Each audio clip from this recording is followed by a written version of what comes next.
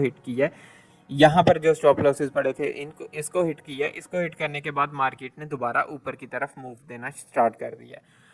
अब मार्केट ने यहाँ पर जो ऑर्डर्स पड़े थे इनको हिट किया, जो स्टॉप लॉसेस वगैरह थे इनको हिट करने के बाद मार्केट दोबारा जो है वो नीचे की तरफ मूव कर गई है।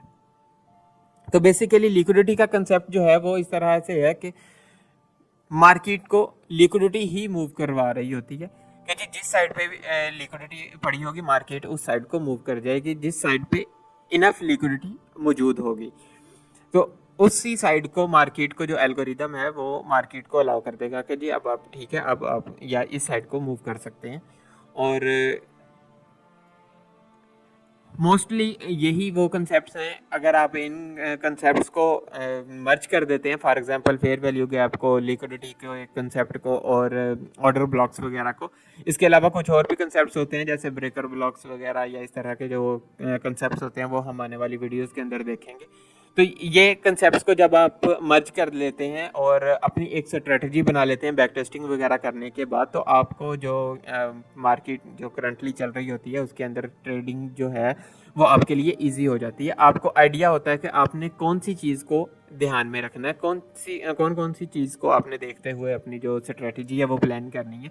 बाकी इसमें आपकी जो जब भी आप ट्रेड प्लेस कर रहे हो इसमें तीन चीज़ें होती हैं। आपकी साइकोलॉजी पे डिपेंड कर रहा होता है, आपके जो मार्केट की स्ट्रेटजी है वो कितनी बैक टेस्टिंग आपने की हुई है उसके ऊपर, या उसकी जो विन रेशो है वो क्या है, ये चीज़ के ऊपर डिपेंड कर रही होती है आपकी ट्रेडिंग। और तीसरी जो चीज़ सबसे इम्पोर्टेंट है वो आपका रिस्क मैनेजमेंट होता है कि आपने रिस्क मैनेजमेंट को किस तरह से मैनेज किया हुआ है। ये तीन चीज़ें ही होती हैं जब आप कोई भी ट्रेड जो है वो प्लान कर रहे होते हैं।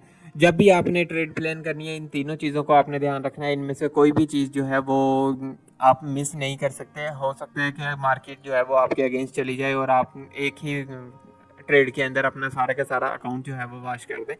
और अगर साइकोलॉजी को देखें तो ये चीज़ भी हम देखते हैं कि आप कितने स्ट्रॉन्ग हैं। आप प्रॉफिट को देखते हुए आप उसको फ़ौरन तो नहीं क्लोज कर देते, या आपका जब लॉस हो रहा होता है तो आप उसको किस तरह से मैनेज करते हैं, या आपकी जो स्ट्रेटजी है उसकी विनिंग रेट या